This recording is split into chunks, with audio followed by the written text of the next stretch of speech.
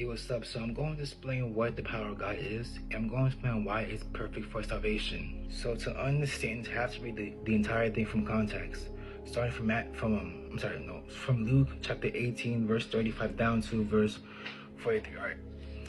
So then it happened as he was coming near Jericho that a certain blind man sat by the road begging, and hearing multitude passing by, he asked what it meant.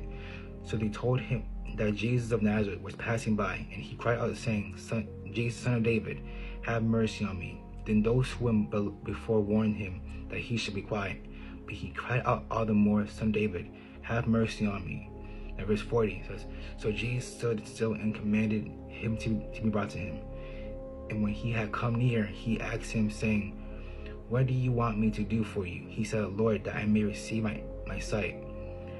Then Jesus said to him, receive your sight, your faith has made you well.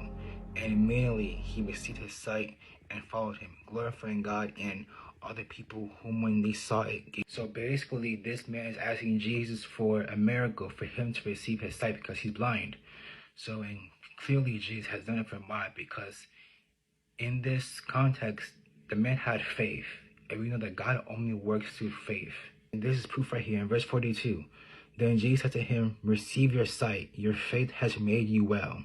So that's Jesus basically saying, since you have that faith, because since you believe that I'm able to give you sight, to make you see again, I'm going to perform this miracle right in front of you. That's the power of God. Jesus can heal the sick. He can make the blind see. He can make you walk. Any problem you have, God can fix it for you. It doesn't really matter what it is. That's the power of God. And the power of God it can only be found in the name of Jesus Christ. It will not be in the name of Allah. It won't be in the name of Mary. It won't be in the name of Buddha. It's only in the name of Jesus Christ. Because Jesus is the only true in the way. And you're probably wondering why this is good for salvation. So see here in verse 43.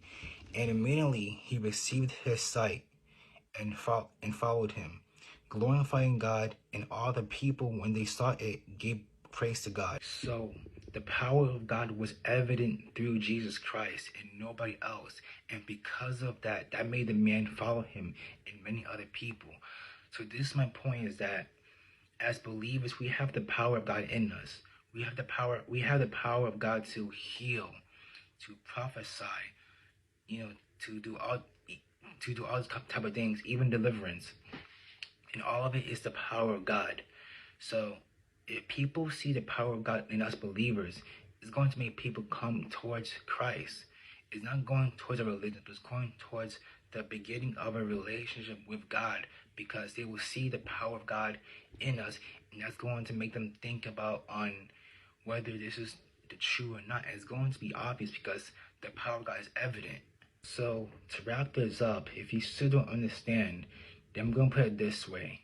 For example, so let's say I see somebody who needs healing. They've been having troubles walking, right? They have trouble walking, and I pray for them to be healed. It's going to be the power of God that's healing that person. And that right there is that make that person to follow Christ, which is good for salvation. So the whole point that I'm trying to make is that the power of God is what leads people to salvation. Not always preaching, but the power of God itself is what leads people to him. And it can be in many ways. It can be through healing.